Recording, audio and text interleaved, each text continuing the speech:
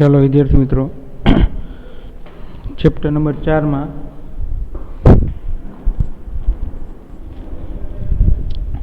Last time પ્રક્ષેપ ગતિની બહુ વધારે ડિટેલમાં અને નીટને રિલેટેડ લેક્ચર કમ્પ્લીટ થયા બાદ જો કંઈ ડાઉટ હોય તો એમાં ક્વેરી હોય તો કહેજો.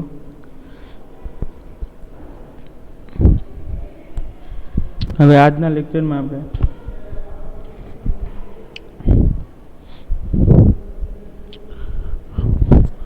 નિયમિત વર્તુળ ગતિ એટલે શું, અથવા તો નિયમિત વર્તુળાકાર ગતિ એટલે શું, એના ઉપર ચર્ચા કરવાની છે ડિટેલમાં.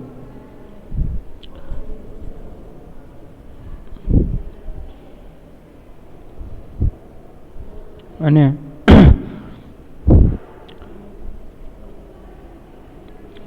ત્યારબાદ એની આકૃતિ દોરીને આપણે પ્રવેગનું સમીકરણ AC બરાબર એટલે સેન્ટ્રીપિટલ એસેલેરેશન બરાબર v²/r મેળવવાનું છે અને દર્શાવવાનું છે કે તેની દિશા ત્રિજ્યા પર કેન્દ્ર તરફ હોય છે. તો જોઈએ આપણે આવા ટોપિકની ચર્ચા તમે લગભગ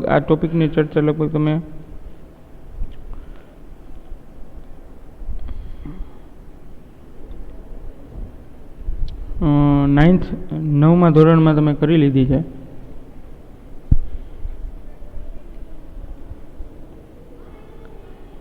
એટલે જોઈએ હવે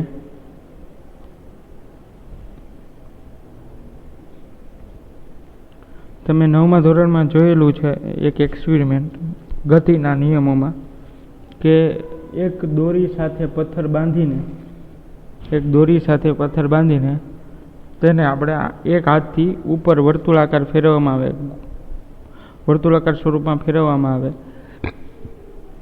તો પદાર્થ જે છે એને જ્યારે તમે રિલીઝ કરો, દોરીને હાથમાંથી મૂકો, કે જે દિશામાં જાય તો એ સ્પર્શકની દિશામાં જાય છે. એ ત્રિજ્યા અને વેગની દિશા સાથે 90નો ખૂણો બનાવે છે. તો એ બધું તમે ડિટેલમાં જોઈ ગયા છો, પણ આપણે અહીંયા એનું ડેરિવેશન લેવાનું છે.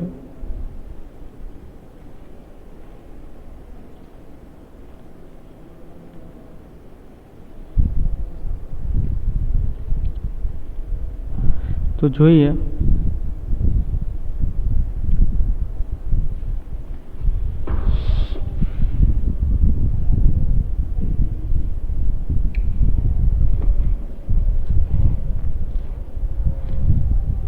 નિયમિત વર્તુળ ગતિ એટલે શું.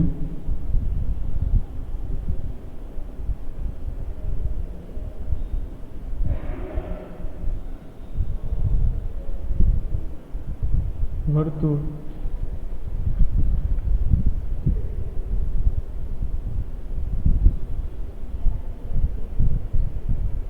ગતિ એટલે શું સમજાવો.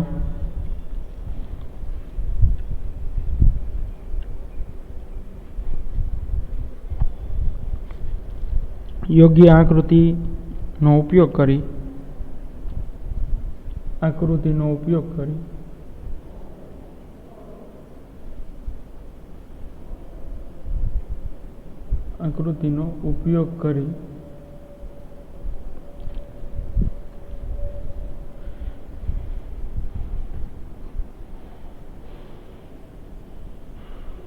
નિયમિત વર્તુળ ગતિમાં પ્રવેગ, નિયમિત વર્તુળ ગતિમાં પ્રવેગ AC = v²/r.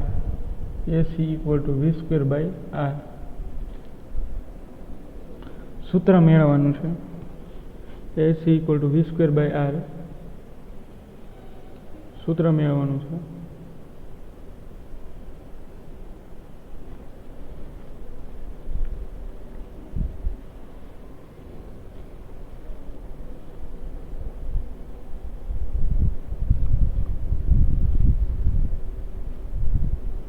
ચલો હવે નિયમિત વર્તુળ ગતિ એની ડેફિનેશન. નિયમિત વર્તુળ ગતિ અથવા તો નિયમિત વર્તુળાકાર ગતિની ડેફિનેશન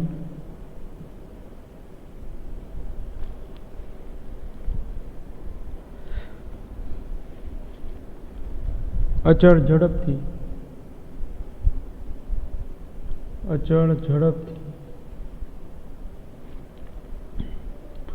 વર્તુળાકાર માર્ગ અચળ ઝડપથી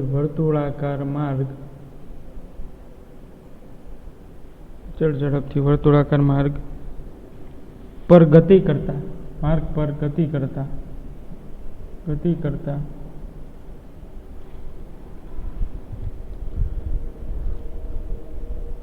પદાર્થની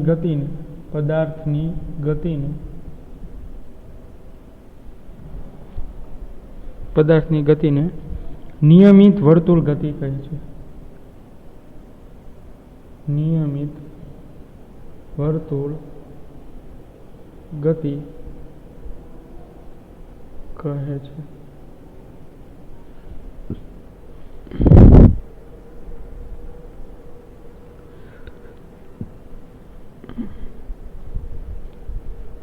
હવે એક વસ્તુ નોટ કરવાની છે કે આ સમગ્ર ગતિ દરમિયાન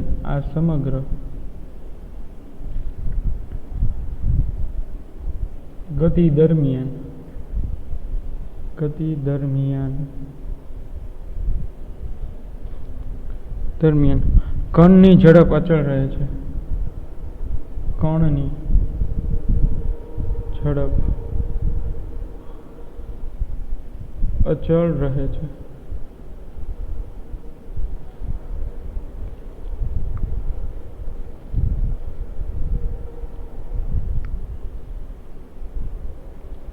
હવે જોઈએ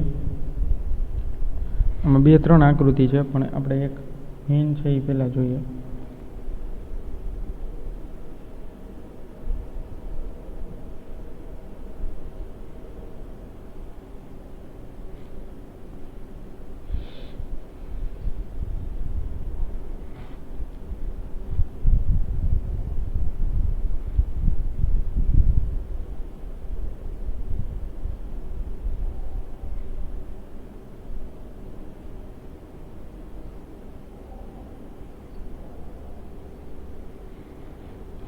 આ વર્તુળનું કેન્દ્ર છે, સેન્ટર પોઈન્ટ, એટલે એનું નામ આપણે આપી દઈએ સી. આ વર્તુળની ત્રિજ્યા એનું નામ આપણે આપી દઈએ આર સદિશ સ્વરૂપનું. અને આ કેન્દ્ર તરફનો પ્રવેગ એટલે એ રેડિયસ, કેન્દ્ર તરફનો પ્રવેગ રેડિયસ. પછી આ કોઈ પી પોઈન્ટ, તો પી બિંદુએ આ છે વેગની દિશા, એટલે સ્પર્શકની દિશામાં હોય અને ત્રિજ્યા સાથે કેટલાનો ખૂણો બનાવે? 90 ડિગ્રી, 90 ડિગ્રીનો એંગલ બનાવે છે ત્રિજ્યા સાથે. એટલે આર અને વી વચ્ચે બનતો ખૂણો વિદ્યાર્થી મિત્રો કેટલો થશે? 90 ડિગ્રી. ચલો આવું તમે 9thમાં ભણી ગયા. હવે આનું બેઝિક જે છે એ આગળ જોવાનું છે. કોઈ પણ બિંદુએ, સપોઝ કે આ કોઈ પી બિંદુ, પી ડેશ બિંદુએ કણ પહોંચે તો ત્યારે એની દિશા એના સ્પર્શકની દિશામાં જશે આવી રીતે. તો જ્યારે એનો ત્રિજ્યા સાથે જે ખૂણો બને એ 90 ડિગ્રી જ.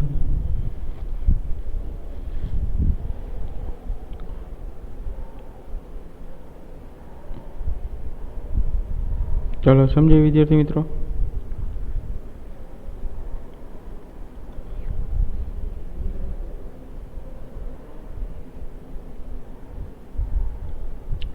હવે ત્યારબાદ અહીંયા થાય છે શું? તો કે આર છે એ ત્રિજ્યા છે, તો આર ત્રિજ્યાને અનુલક્ષીને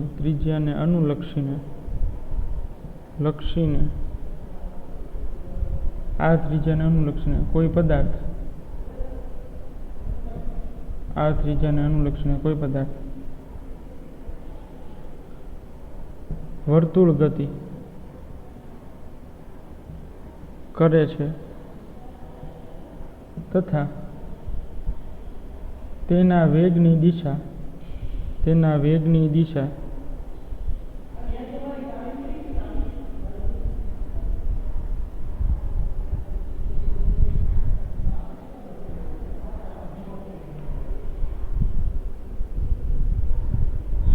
તેના વેગની દિશા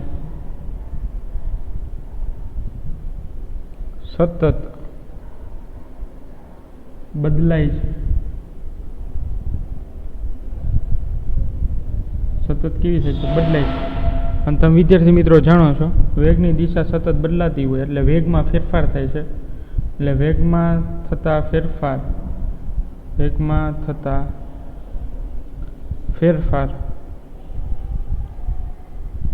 ને લીધે વેગમાં થતા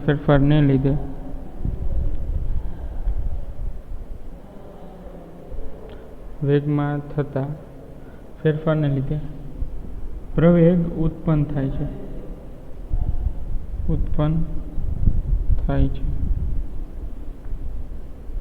ચલો, એ મેં આકૃતિમાં દર્શાવી દીધો છે.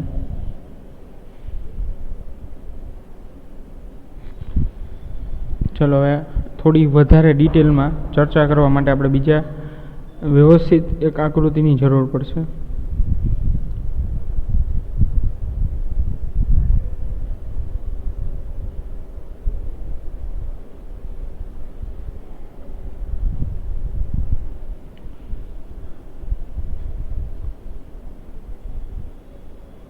આ સી પોઈન્ટ, આ આર ત્રિજ્યા. હવે કણની એક ગતિની ચર્ચા કરીએ કે કોઈ કણ છે એ પી બિંદુ પાસે અહીંયા પહોંચ્યો છે. આ એની સ્પર્શકની દિશા વેગની ઉપર તરફ છે અને ત્યાંથી કણ જે છે આ પોઈન્ટ, આ પી પોઈન્ટ સુધીના, પી પ્રાઇમ સુધીના પોઈન્ટ પર પહોંચે છે. પી ડેશ, પી પ્રાઇમ તમે કહી શકો. અને આ વેક્ટર આર છે ને આ નવો વેક્ટર આર પ્રાઇમ કરી નાખો. અને આ બિંદુએ પાછી સ્પર્શકની દિશામાં વેગની દિશા. ચલો, તો આ જે ખૂણો છે એ કોણીય સ્થાનાંતર થાય છે. એને આપણે નામ આપીએ ડેલ્ટા થીટા. ડેલ્ટા થીટા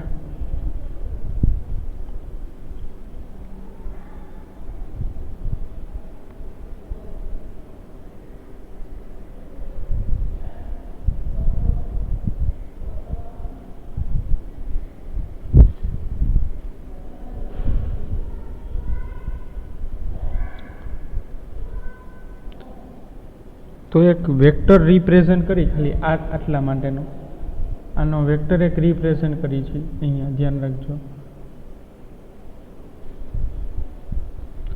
આ થીટા, ડેલ્ટા થીટા, આ જ આકૃતિ હું અહીંયા ડ્રો કરું છું પણ થીટાના સંદર્ભમાં. તો એક વેક્ટર આમ છે, એક વેક્ટર આમ છે, તો આ પરિણામી વેક્ટર થશે. પરિણામી વેક્ટર કેટલો થશે? ડેલ્ટા વી જેટલો. આ વી ડેશ વેક્ટર છે અને આ ખાલી વી વેક્ટર છે. તો આવી રીતે બધી કન્ડિશન માટે, જુદા જુદા બિંદુ માટે આ રીતે આપણે લઈ શકાય. તો આ પરિણામી વેક્ટર છે એ આ તરફ છે. તો આનો પરિણામી વેક્ટર તમે જોઈએ તો આ જે મેં ડ્રો કર્યો છે ને વિદ્યાર્થી મિત્રો, આ જે ભાગ ડેલ્ટા વી, એ હું અહીંયા ડ્રો કરવાની પ્રયત્ન કરું છું. જોજો આ રીતે ડોટેડ લાઇન વડે પહેલાં તમને દર્શાવું, પછી લાઇન છે એ કમ્બાઈન કરી નાખીશ. તો આ બે વેક્ટર વચ્ચેનો ખૂણો ડેલ્ટા થીટા, આ બે વેક્ટર વચ્ચેનો ખૂણો ડેલ્ટા થીટા, અને આ બે પોઈન્ટને જે છે એ હું જોઈન કરું છું. એટલે સ્થાનાંતર થાય ને, પદાર્થે કાપેલું ઓછામાં ઓછું અંતર. પદાર્થ આવી રીતે જાય છે પણ સદિશ સ્વરૂપમાં જોઈએ, સ્થાનાંતરની વાત કરીએ તો સીધું જ, એટલે ઓછામાં ઓછું કાપેલું અંતર અથવા તો સીધું કાપેલું અંતર. તો પી થી પી ડેશ સુધીનું આ સીધું અંતર, કાપેલું અંતર જે છે એ શું થશે વિદ્યાર્થી મિત્રો? ડેલ્ટા વી જેટલું થશે. કેટલું વિદ્યાર્થી મિત્રો અંતર થશે? ડેલ્ટા વી જેટલું. ચલો,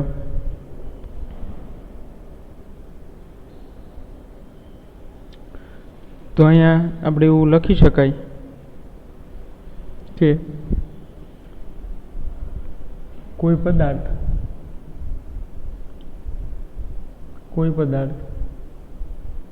t બરાબર 0 સમયે p બિંદુ પર છે એટલે આપણે કોઈ ટાઈમ સ્ટાર્ટ કરીએ, ઓલા ટાઈમર સ્ટોપ વચ્ચેમાંથી સ્ટાર્ટ કરીએ તો પદાર્થ અહીંયા પહોંચ્યો છે અને ત્યારે સમય આપણે રેફરન્સ માટે 0 લઈએ અને પછીના ડેલ્ટા ટી જેટલા સમયગાળામાં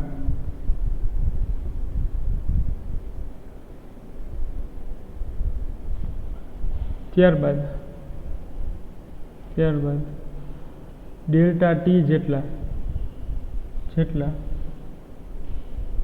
સમયગાળામાં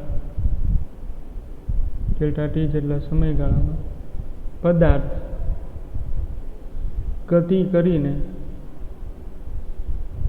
કરીને પી પ્રાઇમ સુધી પહોંચે છે.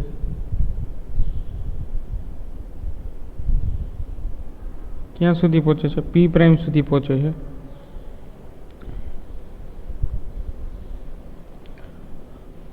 અને ત્યારે તેના વેક્ટર અને ત્યારે તેના સદિશો, ત્યારે તેના વેગ અને સ્થાન સદિશ અનુક્રમે વી પ્રાઇમ અને આર પ્રાઇમ છે. વી પ્રાઇમ અને આર પ્રાઇમ છે એના સદિશો.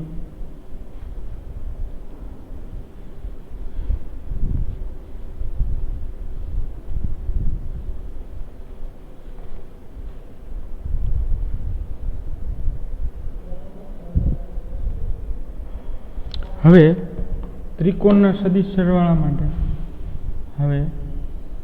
ત્રિકોણના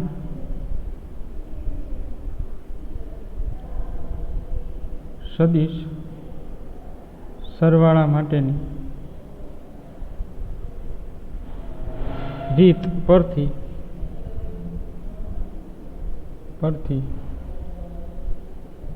અથવા તો આકૃતિમાં દોરેલું છે, આકૃતિ પરથી એટલે આકૃતિ જે આ બીજી મેં દોરેલી છે એ, તો એમાં સદિશ સરવાળો શું થાય? તો કે બે સદિશો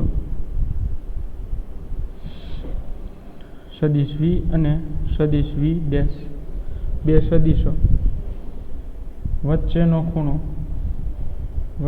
ખૂણો થીટા અથવા તો ડેલ્ટા થીટા લીધો છે તો આપણે ડેલ્ટા થીટા લખો, તથા તે બે સદિશો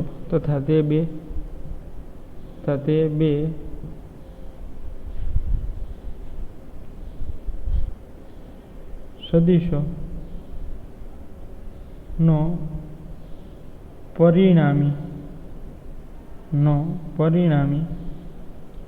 સદિશ, એટલે એ પરિણામી સદિશ આપણે શું લીધો છે? ડેલ્ટા વી છે. શું છે પરિણામી સદિશ? ડેલ્ટા વી છે.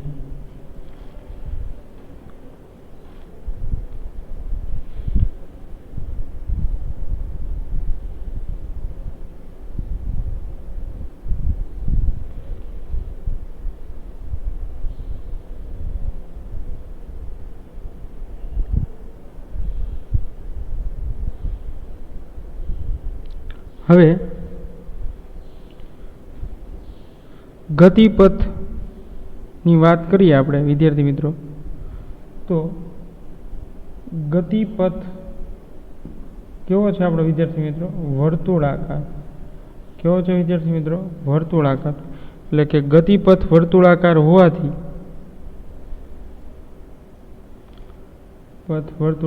હોવાથી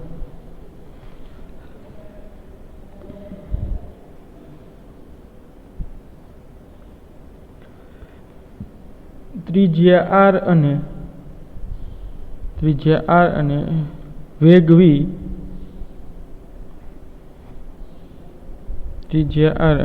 v લંબ રૂપે રહેલા છે.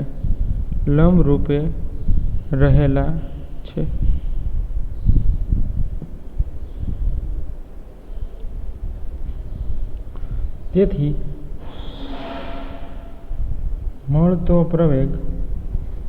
મળતો સરેરાશ પ્રવેગ એવું કહી શકાય. સરેરાશ પ્રવેગ મળતો સરેરાશ પ્રવેગ એટલે એવરેજ એક્સલરેશન એ ઇક્વલ ટુ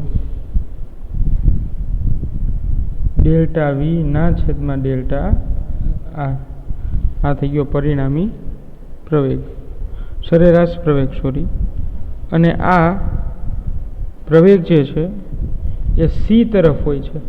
આ પ્રવેગ છે ને વિદ્યાર્થી મિત્રો એ સી તરફ એટલે કે વર્તુળના કેન્દ્ર તરફ હોય છે. વર્તુળના કેન્દ્ર તરફ દિશા હોય છે. કેન્દ્ર તરફ દિશા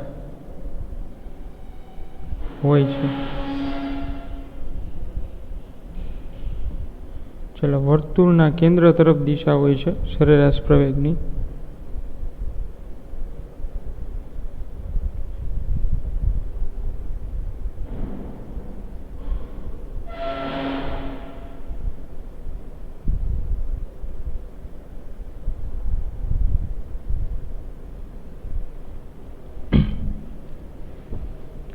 ચલો થોડું મેથેમેટિક પણ યુઝ કરી લઈએ. હવે સદિશ આર અને આર પ્રાઇમ બે સમાન છે એટલે એના પરિણામી સદિશ આર સ્વરૂપે લખી. એનું મૂલ્ય સ્વરૂપે જે છે શું લખી? આર. આ બધાના માન સમાન છે, દિશા ભલે જુદી હોય પણ માન સમાન છે. એવી જ રીતે વી વેગ જે છે એના માન સમાન છે, વી અને વી પ્રાઇમ ઇક્વલ ટુ વી. આટલું લઈ શકાય આપણે.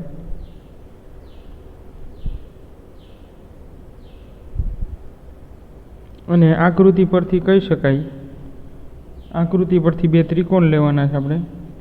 Delta CP prime, delta CP prime અને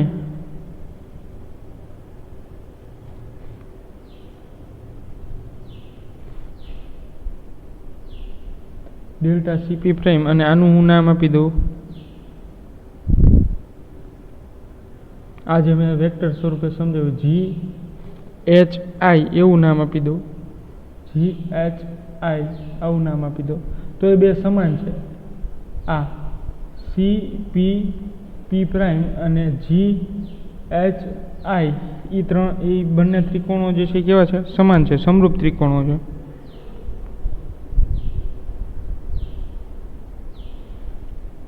અને ત્રિકોણ જી એચ આઈ કેવા છે? સમરૂપ હોવાથી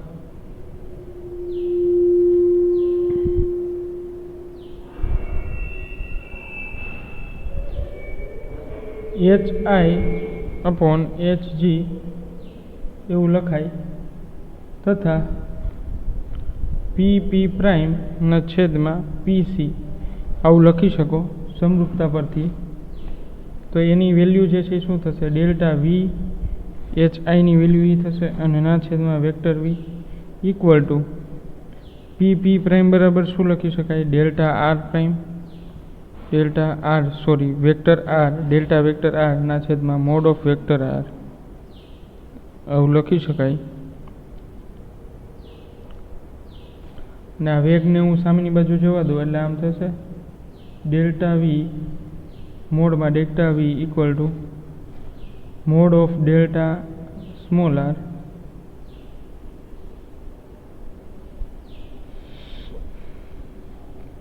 આ વીને જ સામેની બાજુ જવા દેવાનો છે. આ વીને સામેની બાજુ જવા દઈએ એટલે હું થશે delta v mod equal to delta vector of r ના છેદમાં આર ઇન્ટુ વેક્ટર વી.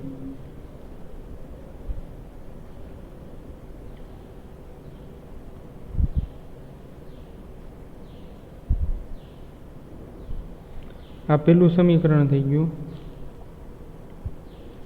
હવે સરેરાશ પ્રવેગ મૂલ્યમાં એનું સૂત્ર શું થશે? તમે જાણો છો, limit delta t tends to 0, limit delta t tends to 0 mod of delta વી ના છેદમાં ડેલ્ટા ટી. ચલો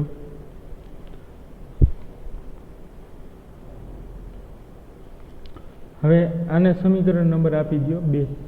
સમીકરણ નંબર આપી દો 2. તો હવે વિદ્યાર્થી મિત્રો સમીકરણ 2 માં આપણે સમીકરણ 1 ની કિંમત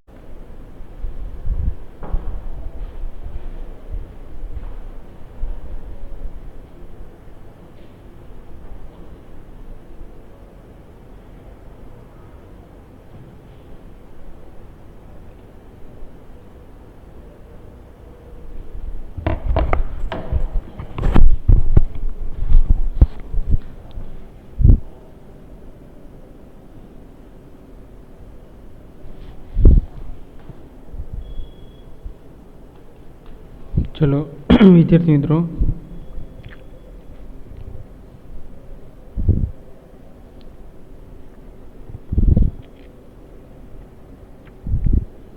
સમીકરણ 2 લખી નાખું ડેલ્ટા વી મોડમાં equal to v into mod of delta small r upon capital R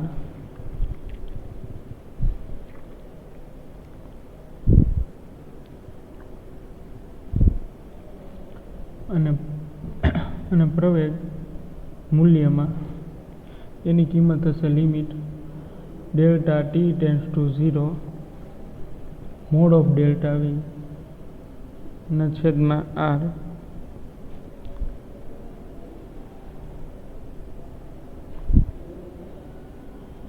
sorry delta T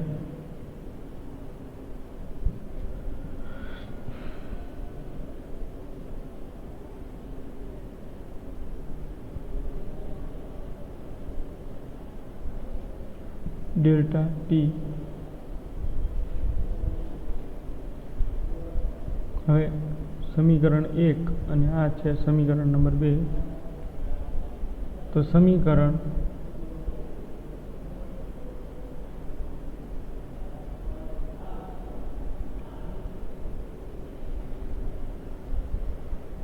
બેમાં સમીકરણ 1 ની કિંમત મૂકતા 1 ની કિંમત મૂકતા એટલે આ વેલ્યુ છે એ આમાં મૂકવાની છે તો આમ બનશે ને વિદ્યાર્થી મિત્રો પ્રવેગ એ મૂલ્યમાં બરાબર limit delta T tends to 0 delta T tends to 0 અને ડેલ્ટા વી ની વેલ્યુ છે એ મૂકીએ તો આમ બનશે V by R delta R small R છેદમાં ડેલ્ટા ટી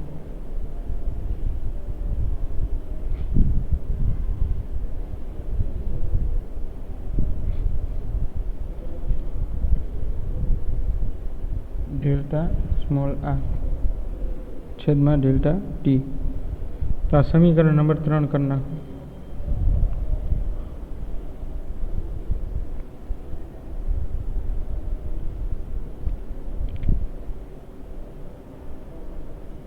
હવે આર છે એ સ્થાનાંતર સદિશ છે એટલે વેક્ટર આર ઇક્વલ ટુ આપણે સ્થાનાંતર અંતર બરાબર વેગ ઇન્ટુ સમય એવી રીતે લખી છે ને વેગ એને ગુણ્યા સમય તો વી બરાબર શું આવશે ડેલ્ટા આર ના છેદમાં ડેલ્ટા ટી ડેલ્ટા આર ના છેદમાં ડેલ્ટા ટી તો ડેલ્ટા આર ના છેદમાં ડેલ્ટા ટી બરાબર હું શું લખી શકું વી લખી શકું ને એટલે એ મોડ ઓફ બરાબર શું લખી શકાય હવે લિમિટ એકવાર લખી નાખી limit delta T tends to 0 V square by R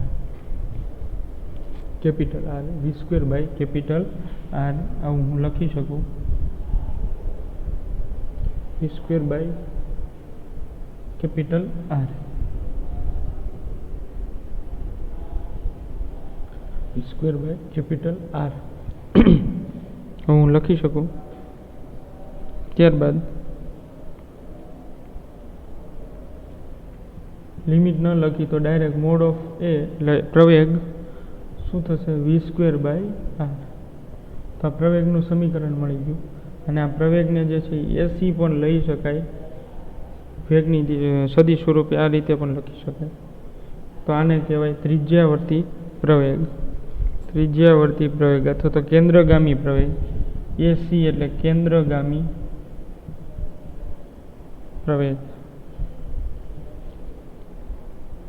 તો આ રીતે વિદ્યાર્થી મિત્રો કેન્દ્રગામી પ્રવેગનું સૂત્ર આપણે મળી જાય અને જે આપણે મેળવવાનું છે જેમાં વી અને આર બંને અચળ હોય છે. બંને અચળ હોય છે. આ એમસીક્યુ માટે ખાસ યાદ રાખવાનું છે. બંને અચળ હોય છે.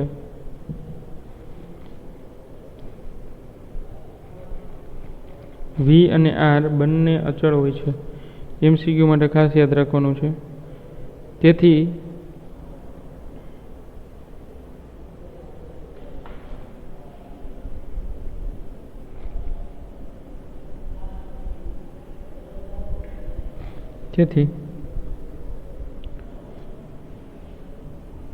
કેન્દ્રગામી પ્રવેગનું માન પણ અચળ હોય છે. પણ અચળ હોય છે. એ અને વી અચળ હોય તો કેન્દ્રગામી પ્રવેગનું માન પણ અચળ હોય છે. પરંતુ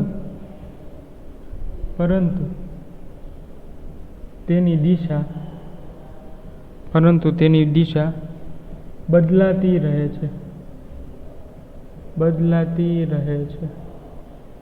આ ખાસ યાદ રાખજો વિદ્યાર્થી મિત્રો, તેની દિશા બદલાતી રહે છે. અને તે હંમેશા કેન્દ્રની તરફ હોય છે.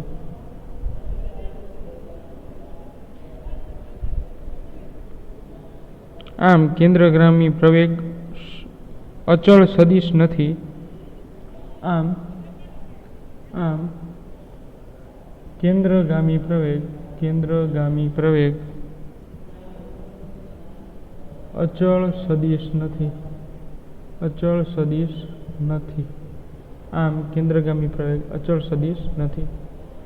ચલો વિદ્યાર્થી મિત્રો, આજના લેક્ચરમાં આટલું રાખી નેક્સ્ટ લેક્ચરમાં રેખીય વેગ અને કોણીય વેગ એટલે ઓમેગા વચ્ચેનો સંબંધ મેળવવાનો છે. રેખીય વેગ અને કોણીય વેગ વચ્ચેનો સંબંધ મેળવવાનો છે.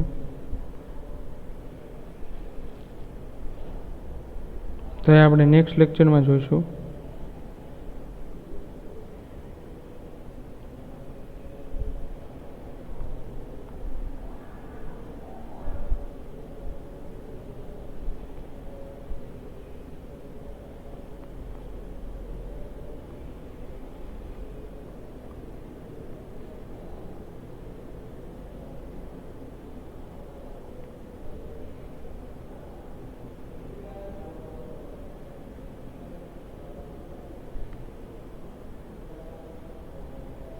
ચલો, તો આજના લેક્ચરમાં આ ઇમ્પોર્ટન્ટ પોઈન્ટ છે એ થઈ જવો જોઈએ. નીટને રિલેટેડ છે તો ખાસ